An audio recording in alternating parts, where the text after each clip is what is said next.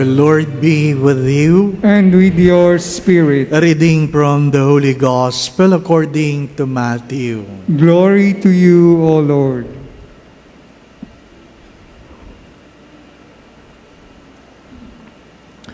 Jesus said to his disciples, when the Son of Man comes in his glory, and all the angels with him, he will sit upon his glorious throne, and all the nations will be assembled before him.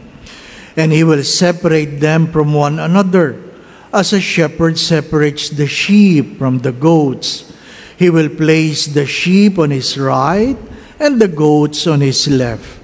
Then the king will say to those on his right, "Come, you who are blessed by my Father, inherit the kingdom prepared for you from the foundation of the world. For I was hungry, and you gave me food. I was thirsty, and you gave me drink. A stranger, and you welcomed me. Naked, and you clothed me. Ill, and you cared for me. In prison, and you visited me." Then the righteous will answer him and say, "Lord, when did we see you hungry and feed you, or thirsty and give you drink? When did we see you a stranger and welcome you, or naked and clothe you? When did we see you ill or in prison and visit you?" And the king will say to them in reply, "Amen, I say to you, whatever you did for one of the least brothers of mine, you did it for me." Then he will say to those on his left, "Depart from me, you accursed, into the eternal fire prepared for the devil and his angels. For I was hungry, and you gave me no food. I was thirsty, and you gave me no drink. A stranger, and you gave me no welcome. Naked, and you gave me no clothing. Ill and in prison, and you did not care for me." Then they will answer and say, "Lord, when did we see you hungry or thirsty, or a stranger, or naked, or ill, or in prison, and not minister to your needs?" He will answer them, "Amen, I say to you, what you did not do for one of these least ones, you did not do for me." And these will go off to eternal punishment, but the righteous to eternal life.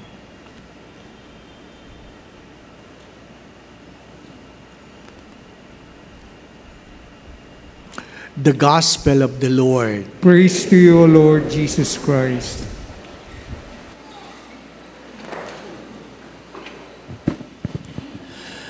The Gospel would remind us that there is heaven and there is hell. Do not forget that. There is heaven and there is hell. Some people would say God is so good that He will not create hell. And that is one of the lies of today. God is good. God is good. The problem is that people have forgotten that what we do will dictate where we will spend eternity. Pabiro ko man yang sinasabi, dalawa lang ang pupuntahan natin pagkatapos nito.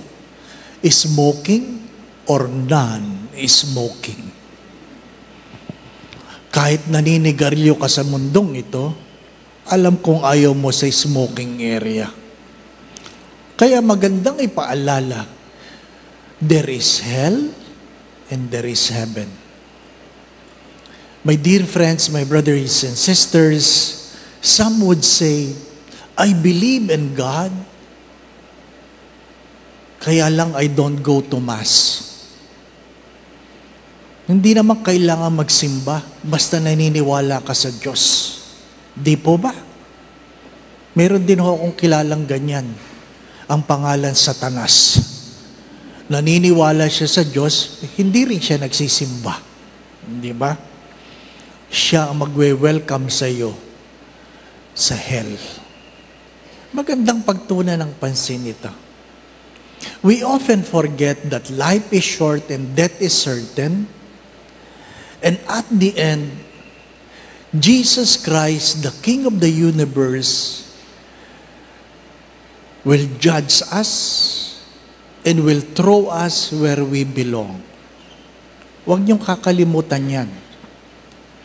How are we going to go? Or how are we going? Or what will make us go to heaven? Simple lang. Simple lang. You feed the hungry. You give drink to the thirsty. You clothe the naked. You welcome the strangers. You visit the sick.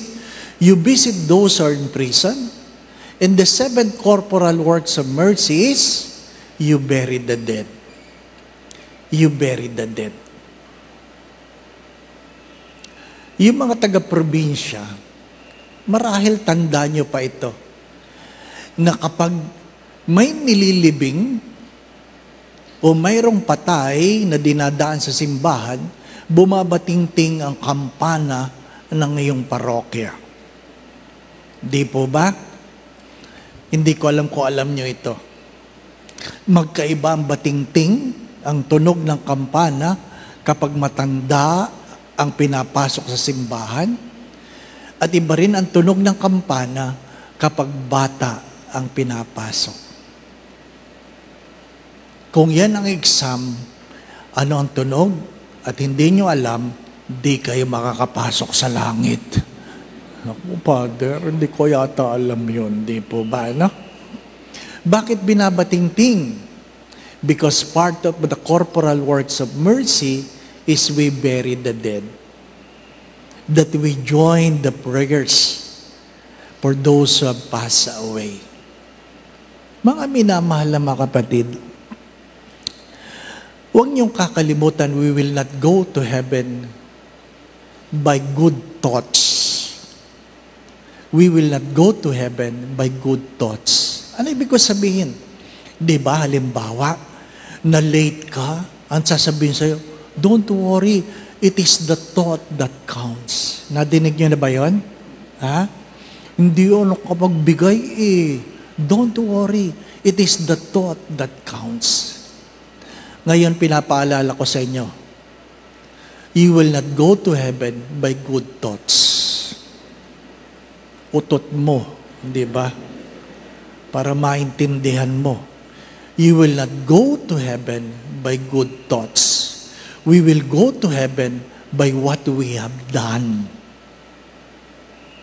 By what we have done. It is not enough that you go to Mass.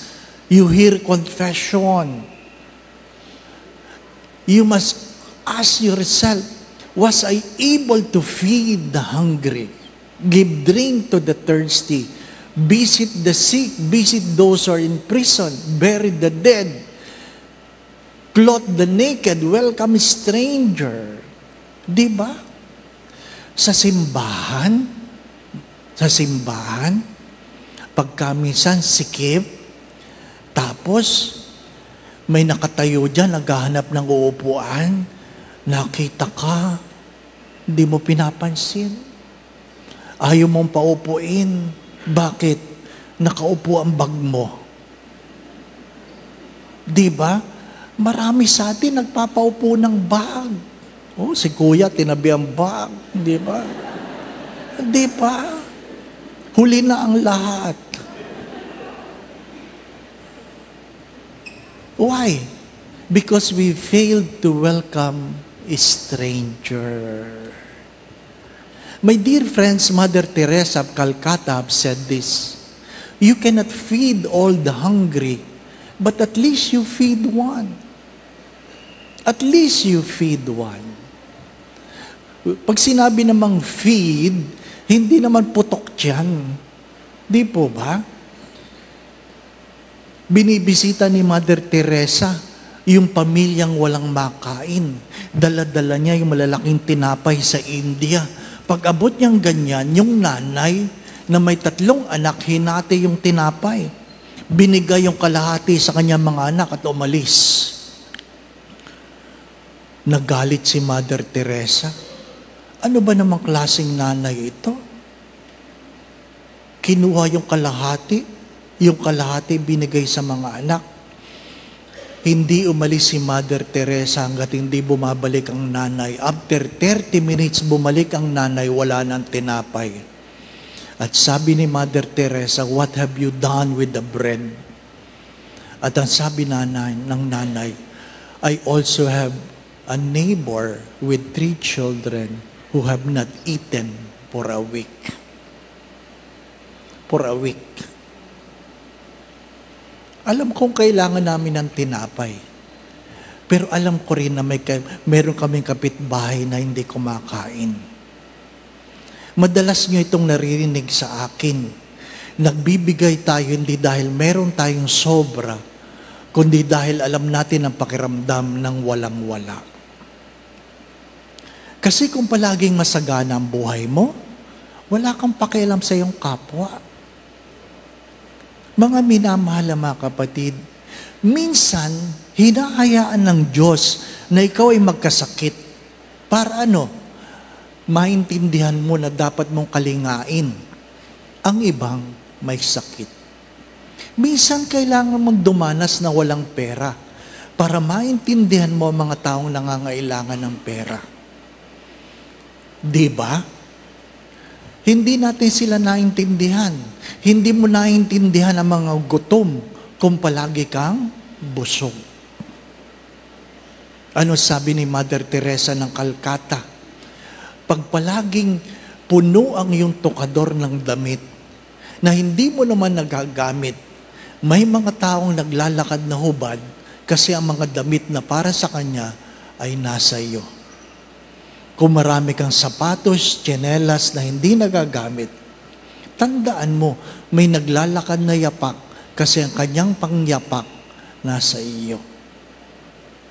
Ilan bang sapatos ang kailangan mo, nanay? Yung mga babae ang aking tinatanong, ilan ba sapatos ang kailangan ninyo? Di ba? Tabi. Ilan ba ang paa mo? Isang paris lang. Pero kailangan marami sapatos, no? Na may kakulay na bag. At ang iba'y late sa misa, tinatanong ni Mister, "Ano ba? Bakit ka ba late?" Ang sagot ni Mrs., "Wala akong may suot." Bakit? Hindi match. Hindi dahil walang may suot. Hindi lang match. No? Pero pag ikaw ay matanda na, hindi mo mapapansin yan. May lay minister nga akong kakilala Nagsimba, magkaibang sapatos. Wala na, ganun talaga. Di po ba, Dahil tanggapin mo, pagtanda mo, may mga bagay na hindi na pala mahalaga. Di po ba, Mga minamahal na mga kapatid, anong sinasabi sa unang pagbasa? That I will tend my sheep personally. I will tend my sheep. Ano ibig sabihin doon? That I will care for my sheep personally. Ngayon, huwag niyong ipaghihiwalay ang reading, ang first reading, tungkol sa sinabi ni Jesus kay Pedro, "Do you love me?" And Peter said, "Yes, I love you." And what did Jesus said? "Tend my sheep." Tend my sheep. Let your care for your neighbor a manifestation of your love for me. Kung hindi mo kaya na pakainin ang nagugutom, painumin ang mga nauuhaw, bigyan ng damit ang mga hubad, tanggapin ang mga estranghero, sabi nga'y bisitahin ang may sakit ang mga nakakulong. Paano mo masasabing minamahal mo ako? We care for one another because we love God. Because at the end, St. John of the Cross have said, in the twilight of your life, when you bend before God, when you bend your knees before God, God will never ask where you have been, how much money you have. what titles you have gained. The only question God will ask, how much love you have given. Ang malungkot na kwento, mananabi ako, ang malungkot na kwento ay ano? Ang daming anak na nagrereklamo na ang hirap alagaan ng kanilang matandang magulang. Bakit? Nung kayo ba'y pinapalaki, nagreklamo ba ang inyong matatandang magulang na mahirap kayong palakahin? Hello? Merong 7 anak, isang magulang. Walang magulang nagreklamo, ang hirap magpalaki ng 7 anak. Di po ba? Ngayon malalaki na yung 7 anak. Yung 7 anak nagrereklamo, ang hirap magpalaki ng iisang magulang. No? Bakit? Isa lang ang sagot doon. Kulang ang pagmamahal. Mga minamahal na mga kapatid, hindi kulang ang pera. Kulang ang pagmamahal. Hindi walang oras. Kulang ang pagmamahal. Kasi kung nagmamahal ka, gumagawa ka ng oras. Hello? Hindi kulang ang pera. Hindi kulang ang oras. Kulang ang pagmamahal. Inuulit ko, pwede kang magtiis ng walang pagmamahal. Pero kahit kailan hindi ka pwedeng magmahal na hindi ka marunong magtiis. Pwede kang magbigay ng walang pagmamahal, pero kahit kailan hindi ka pwedeng magmahal nang hindi ka marunong magbigay. Pwede kang magsakripisyo ng walang pagmamahal, pero kahit kailan hindi ka pwedeng magmahal na hindi ka marunong magsakripisyo. Pwede kang maglingkod ng walang pagmamahal, pero hindi ka pwedeng magmahal na hindi ka marunong maglingkod. At the end, my brothers and sisters, we care because we love. Do you love me? I, your King, do you love me? Do you love God? If you say yes, then you ask the question, what have I done to show my love for God? Have I cared for the people I love? Inuulit ko, walang nadudukot na pera kapag walang pagmamahal. Nag-anoint ako ng nanay. Nag-anoint ako ng nanay. Dumating ang anak na galing sa ibang bansa. Pagkatapos ko mag-anoint, hindi nakapigil yung kapatid na galing sa ibang bansa.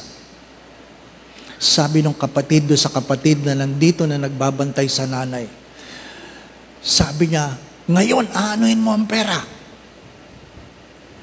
na ang nanay ay naghihingalo na. Nagpapadala ako para hindi mo pabayaan ang nanay. Pinagmamadamot mo na hindi naman iyo. Aanuhin mo ngayon ang pera. Ayaw ko makialam. Diba? Ang hirap nung naipit ka doon sa away na magkakapatid, diba? No? Gusto ko sabihin, excuse. Hindi mo alam, pero alam mong may kwento sila, di po ba, no? Pero nga maganda yung tanong yon. When it's too late, it's too late. Your money will have no values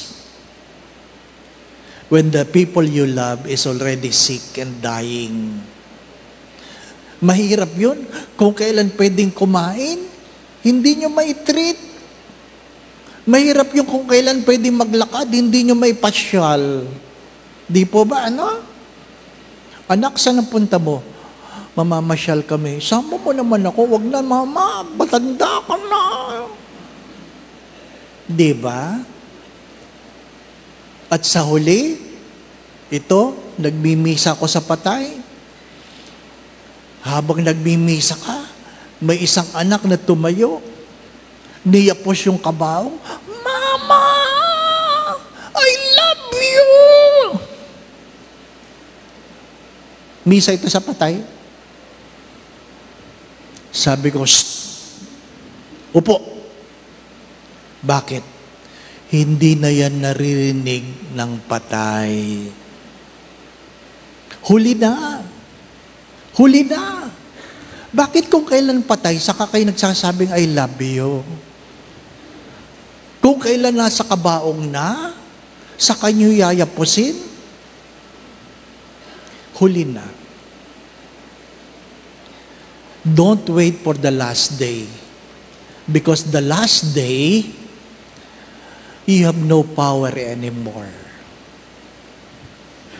My dear friends, my brothers and sisters, again, the question to Peter, do you love me? Is a question to you and me. If you say yes, then tend my sheep. How am I going to tend my sheep?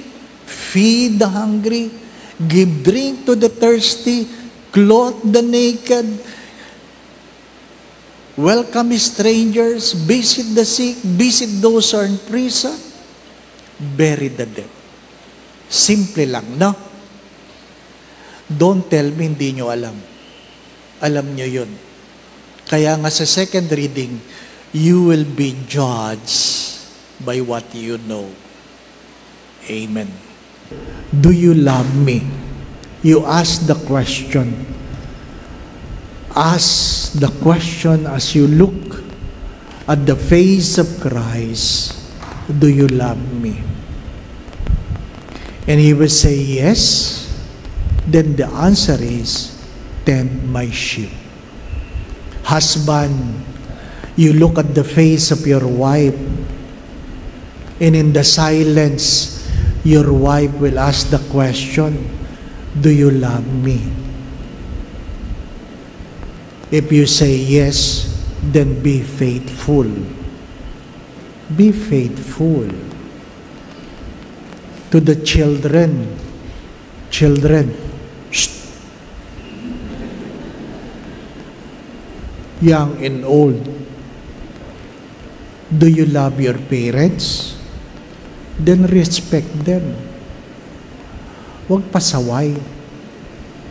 Huwag pasaway. Pag sinabing tama ng ML, tama na. Di ba? Huwag pasaway.